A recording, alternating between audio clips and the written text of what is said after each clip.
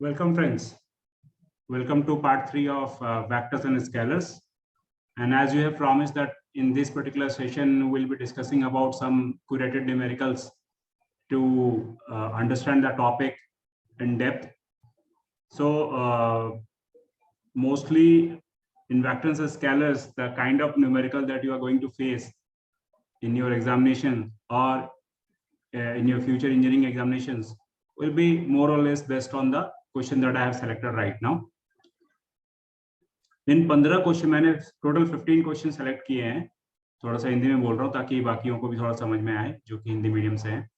Total 15 question हमने select किए हैं। इन 15 क्वेश्चंस को सेलेक्ट करने के पीछे जो मकसद यही रहा है कि ये वेक्टर्स एंड स्केलर्स के वो तमाम कॉन्सेप्ट को टच करें जिन कॉन्सेप्ट को हमने अपने 2 वीडियोस में vector and scalar part 1 and part 2 अगर आपने हमारा चैनल सब्सक्राइब नहीं किया अभी तक तो आप उसको सब्सक्राइब कर सकते हैं और मैं उन दोनों वीडियो का लिंक्स इसके डिस्क्रिप्शन में डाल दूंगा। अपार्ट फ्रॉम दैट मैं जो न्यूमेरिकल्स हैं न्यूमेरिकल्स के पीडीएफ को भी एक ड्राइव लिंक में डाल दूंगा ताकि आप अपने पास में उसको डाउनलोड करके रख सकते हैं। तो इन 15 न्यूमेरिकल्स का बेस ही यही रहा है कि जो कॉन्सेप्ट हमने लास्ट 2 चैप्टर में दो वीडियोस में डील किए थे उनको अंडरस्टैंड करने के लिए, उनको एक सपोर्ट देने के लिए ये न्यूमेरिकल्स आपका एक पिलर की तरह काम करेंगे। ठीक है, तो अभी हमारा मकसद ये है कि पहले आप इन न्यूमेरिकल्स को अपने यहाँ ट्राई करें, खुद से ट्राई करें using the concept that I have already made it clear to you. उसके बाद मैं क्या करूंगा कि आज शाम को इनके सॉल्यूशन के साथ आपके पास आऊंगा और फिर हम मैच करेंगे क्या हमारा लाइन ऑफ थिंकिंग और आपकी लाइन ऑफ थिंकिंग एक थी या आपकी बेहतर थी या और कोई इजी मेथड हो सकता है जो कि हम दोनों मिलके कुछ अपना ब्रेनस्टॉर्मिंग करके कुछ निकालेंगे। तो इस तरह की बातें हम शाम को करेंगे जब हमारा सॉल्यूशंस, दोनों का सॉल्यूशंस हमारे पास में होगा, आपका सॉल्यूशन मैं देख पाऊंगा। तो इसलिए आपसे गुजारिश है, आपसे रिक्वेस्ट है कि आप kindly post your solutions to our business query mail that is physicsguru.com@gmail.com जिसको मैंने अब ईमेल इस ईमेल को भी मैं अपने डिस्क्रिप्शन में डाल दूंगा या हमारे कमेंट्स में आप अपना लिंक चला सकते हैं ड्रॉप बॉक्स का या ड्राइव का, सो दैट मैं उनको डाउनलोड करके आपके आंसर पे चेक कर सकता हूँ। ठीक है, हम एक चैनल स्टार्ट करने वाले हैं। उस चैनल की लिंक्स कुछ ही दिनों में पब्लिश हो जाएगी। उस चैनल का पर्पस ही यही होगा कि जब हम इस तरह के न्यूमेरिकल सॉल्व करें तो कोई एक पॉइंट ऑफ कांटेक्ट होना चाहिए जहां पर बेसिकली आप हमसे और हम आपसे डायरेक्टली कुछ शेयर कर पाए। तो उसमें जो हमारे सब्सक्राइबर के पास एक लिस्ट रहेगी जिसके पास में हम वो चैनल का हम ये भेजेंगे, लिंक्स भेजेंगे स्पेसिफिक न्यूमेरिकल्स एंड एडिशनल जो डाउट्स हैं जो कि सेशन के दौरान आप पूछ नहीं पाए हैं उसको हम एड्रेस करेंगे। ओके, तो चलिए वो बात की बात है, पहले हम इन न्यूमेरिकल्स को देखें कि क्या न्यूमेरिकल्स मैंने सेलेक्ट किया है। तो सबसे पहले न्यूमेरिकल्स में आते हैं। इसमें बहुत सिंपल न्यूमेरिकल है ये। इसमें हम ये कह रहे हैं कि a person moves for 40 metre north and then 30 meter west and finally 30√2 meter southeast. What is his displacement? तो जैसे आपको मैंने पोजीशन वेक्टर के बारे में बताया था कि पोजीशन वेक्टर क्या होता है। Position vector gives you a position of a particular point with respect to origin, जिसमें आप जो है अपना नॉर्थ ईस्ट साउथ वेस्ट का जो है उसके सेंटर का ओरिजिन बनाए और इन वेक्टर्स को ड्रॉ करें जिससे आपका फाइनल डिस्प्लेसमेंट निकालना बहुत आसान पड़ेगा। सेकंड क्वेश्चन था जो हमने दिया है वो है in a triangle ABC, M is the mid point of AC. AB जो है वो ए है और बीसी जो है वो बी है। तो फाइंड एसी, एसी निकालना है आपको, सीए निकालना है आपको, एएम निकालना है आपको और एमबी निकालना है in terms of A and B. तो ये बहुत सिंपल है, देख के आपको पता चल रहा है कि ये वेक्टर लॉ ऑफ एडिशंस का ट्राइंगल मेथड जो है वो इस्तेमाल होगा और उसी के रिलेशन में हम निकाल सकते हैं एबीसी का टर्म्स में बाकी सब जो मैंने आर्म्स को आपको निकालने के लिए बोला है। तो ये आपके एज ए हिंट के रूप में काम करेगी। थर्ड क्वेश्चन है हमारा APQR are 4 points such that AP is 2A, AQ is 3B and AR is 9B minus 4A, then prove that PQ and R are collinear। ये 4 पॉइंट्स हैं। 4 point हम देख रहे हैं कि A पॉइंट से ही सारे के सारे वेक्टर ओरिजिनेट हो रहे हैं। तो इस तरह के वेक्टर्स को हम क्या कहते थे कि जिसमें तुम्हारा लाइन ऑफ एक्शन फिक्स होता था, उनको हम कहते थे localised vectors. Yes, localised vectors या को इनिशियल वेक्टर्स जिसका इनिशियल पॉइंट बराबर है। ओके, तो तो इसका पी क्यू आर का कोरिलेनिटी का इक्वेशन निकाला, कोलिनियर है, इसका मतलब दोनों पैरेलल भी होंगे, राइट। तो आप देखिए कि पैरेलल के लिए मैंने आपको क्या कंडीशन बताई थी, वो कंडीशन आप सॉल्व करने की कोशिश करें, ठीक है।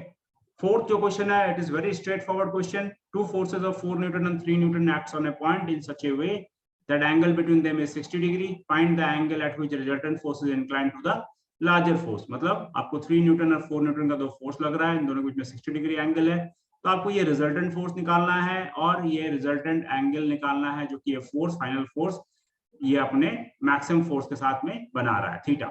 ओके, तो इसमें आपको दो कॉन्सेप्ट की जरूरत पड़ेगी। एक तो हमने आपको बताया था analytical method of vector addition, second बताया था आपको कंपोनेंट्स ऑफ वेक्टर्स। इन दोनों रिजोल्यूशंस ऑफ वेक्टर जिसको हम कहते हैं, तो इन दोनों का इस्तेमाल करते हुए आप इसको सॉल्व करें, ठीक है।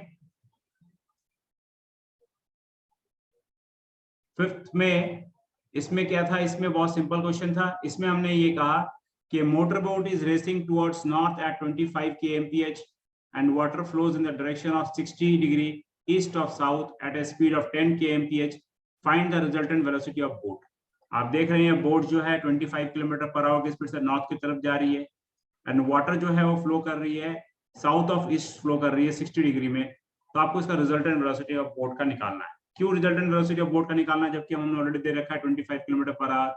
रीजन ये है कि जब हम 25 किलोमीटर आवर की स्पीड से बोट को हम रो कर रहे हैं, तो मतलब वो बोट की स्पीड होती है स्टिल वाटर में, राइट। लेकिन यहाँ वाटर तो फ्लो कर रहा है, इसका मतलब वाटर कुछ ना कुछ तो ड्रिफ्ट लाएगा बोट पे। जब बोट जाना चाहेगा नॉर्थ की तरफ और पानी बहेगा साउथ ईस्ट ऑफ साउथ की तरफ, कुछ तो ड्रिफ्ट आएगा, तो ड्रिफ्ट की वजह से बोट की स्पीड में कुछ चेंजेस आएगी, तो बेसिकली वो रिजल्टेंट वेलोसिटी ऑफ बोट होगी। तो आप वो निकालें, ठीक है। सेकंड जो है, 6th नंबर क्वेश्चन ये है, check whether 3 forces of magnitude 1, 2 and 4 can keep a body at equilibrium. तो जब हम बोल रहे हैं कि फोर्सेस एंड इक्विलिब्रियम की बात कह रहे हैं, तो बेसिकली क्या इक्विलिब्रियम का मतलब, हम अभी थोड़ा बहुत समझ लें कि इक्विलिब्रियम का मतलब होता है कि जब बॉडी स्टेबल कंडीशन पर है। तो स्टेबल कंडीशन पे कब रह सकती है, जब फोर्स का रिजल्टेंट क्या हो, 0 हो। तो इसका मतलब इन शॉर्ट में आपसे ये पूछ रहा हूँ, क्या 3 फोर्स जिसकी मैग्नीट्यूड 1, 2, 4 है, इनका मैग्नीट्यूड, इनका रिजल्टेंट अगर हम निकालें तो क्या 0 हो सकता है? तो आप इसको दिमाग लगाएं, क्योंकि ये एनालिटिकल बेस्ड क्वेश्चन है। एनालिटिकल बेस्ड क्वेश्चन को सॉल्व करने के लिए थोड़ा बहुत एफर्ट करना पड़ता है। 7th number question again is very simple and straight forward questions. ज्यादा इसके बारे में बताऊंगा तो इसका सॉल्यूशन ही एक्सपोज हो जाएगा, तो उतना नहीं बता रहे। इसमें क्या है कि दो वेक्टर्स ए एंड बी, इसका वेक्टर सम सी है और उनका magnitude a square plus b square equal to c square है। Then what is the relationship between a and b? a और b के वेक्टर के बीच में क्या रिलेशनशिप बनेगा, किस तरह का वेक्टर्स होंगे? तो आपको मैंने बताया था वेक्टर्स के बीच में बहुत तरह का रिलेशन होते हैं। इक्वल वेक्टर होता है, एंटी पैरेलल वेक्टर होता है, नेगेटिव वेक्टर होता है, ऑर्थोगोनल वेक्टर होता है। तो आपको बेसिकली इसी बेसिस पे इसका रिलेशनशिप निकाल के दिखाना है। Okay, now 8 number question is again pretty interesting. ये a fisherman wants to row from one side P of the harbor to the other side Q. आप देख रहे हैं P and Q diagonally एक दूसरे का अपोजिट बना हुआ है। He can row at a speed of 8 km per hour when the water is still, जैसे मैंने बताया कि उसकी रोइंग स्पीड है 8 km per hour. Then there is a current running at a speed of 4 km per hour. आप देख रहे हैं करंट का डायरेक्शन मैंने VC के में दिखाया हुआ है, जो कि बोट को थोड़ा ड्रिफ्ट करेगी। तो अब हमारा क्वेश्चन यहाँ से स्टार्ट होता है कि if he stairs the boat in the direction of PQ, अगर वो PQ की तरफ बोट को चलाता है, तो in which direction he will actually move on the other side? तो क्या वो Q में पहुंचेगा या Q के लेफ्ट में पहुंचेगा, राइट में पहुंचेगा? ये आपको निकालना है, कितने डिग्री में इधर उधर पहुंचेगा, ठीक है। सेकंड क्वेश्चन ये है कि find the direction in which he must row so that he lands exactly at the opposite point of Q। तो हमारा ये क्वेश्चन है कि P, अगर P से उसको डायरेक्टली Q की तरफ जाना है, तो बेसिकली उसको किस तरफ में रो करना पड़ेगा सो दैट एग्जैक्टली वो Q पे पहुंचे। तो अगेन ये बहुत ही सिंपल क्वेश्चन है, आप देखें इसको कैसे सॉल्व कर सकते हैं, ठीक है। और शाम को हम अपना सॉल्यूशन मैच करेंगे।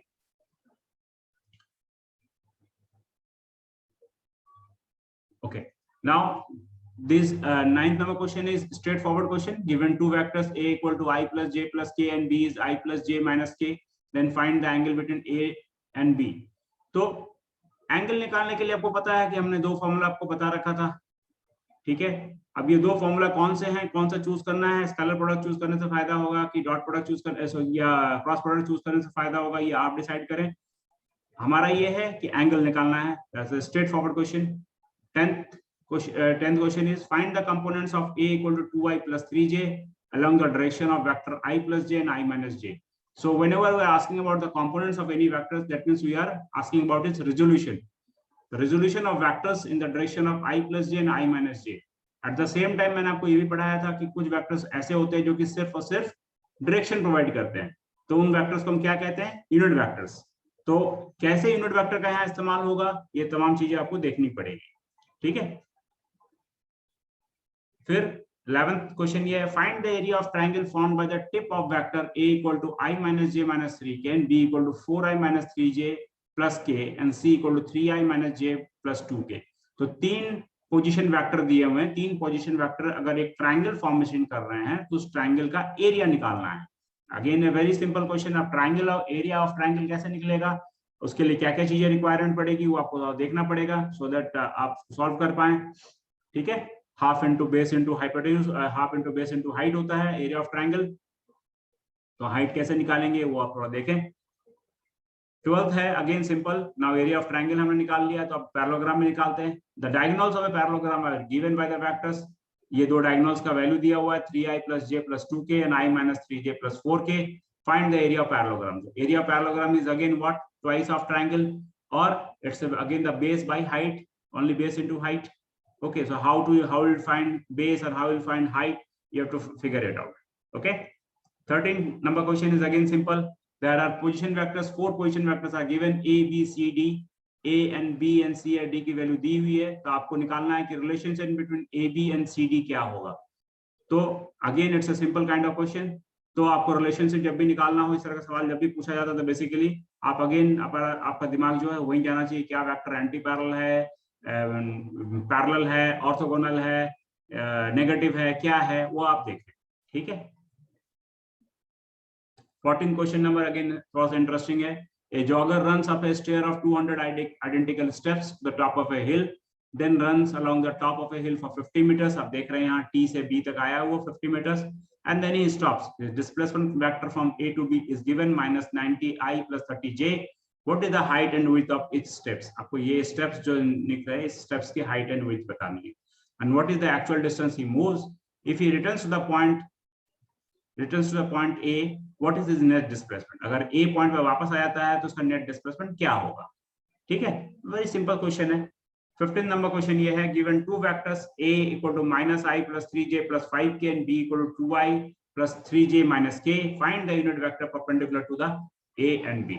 तो यूनिट वेक्टर मैंने बताया था, यूनिट वेक्टर कैसा वेक्टर होता है जिसका मैग्नीट्यूड 1 होता है और जिसका डायरेक्शन जो एक आर्बिट्ररी डायरेक्शन को पॉइंट करता है। लेकिन यहाँ पर आर्बिट्ररी डायरेक्शन की बात नहीं, यहाँ पर हमने ऑलरेडी बता दिया कि यूनिट वेक्टर का डायरेक्शन क्या होना चाहिए, perpendicular to the A and B होना चाहिए। तो कहाँ हमने ऐसा चीज पढ़ा था, आप रिमाइंड करें, और अगर आपसे रिमाइंड नहीं हो रहा है तो हमारे इसमें जाएं, हमारे वीडियो में जाएं, scalars and vectors part 1 part 2, उसमें पढ़ के देखें कहाँ पे हमने इस तरह का वेक्टर्स का एग्जाम्पल दिया है जो कि दो इंडिविजुअल वेक्टर के परपेंडिकुलर होता है, ठीक है। तो इसको फिनिश करने से पहले again there is a small and polite request to all of you that if you have not yet subscribe our channel, kindly subscribe it, because more interesting chapters are coming up and we will be covering them with a great gist. And apart from that, मुझे लगता है कि अगर आप हमसे एक interaction करना चाहते हैं, आप कुछ अपना लाइव फीड देना चाहते हैं, तो अभी फिलहाल फॉर द टाइम बिंग आप अपने हमारे कमेंट बॉक्स में डाल सकते हैं। एट द सेम टाइम हम कुछ ही दिन में लॉन्च करने वाले हैं अपने चैनल को, टेलीग्राम चैनल को। आप उस पे भी अपने कमेंट आप पोस्ट कर सकते हैं। हम ग्रुप्स बनाएंगे, बेसिकली चैनल एंड ग्रुप बनाएंगे जहां आप अपने कमेंट पोस्ट कर सकते हैं, अपनी क्वेरीज आप अपलोड कर सकते हैं कि किस किस तरह की क्वेरीज है, और हम इन द मेन टाइम उस ग्रुप्स में इस तरह के न्यूमेरिकल्स को अपडेट करते रहेंगे ताकि आपके बेनिफिट्स के लिए हो। I hope the things are more clear to you, and once again a polite request, kindly subscribe our channel so that you can reach to the maximum students possible, and so that everybody gets benefited. Thank you for your time, and stay safe and stay inside with all following by following the COVID-19 guidelines. Thank you.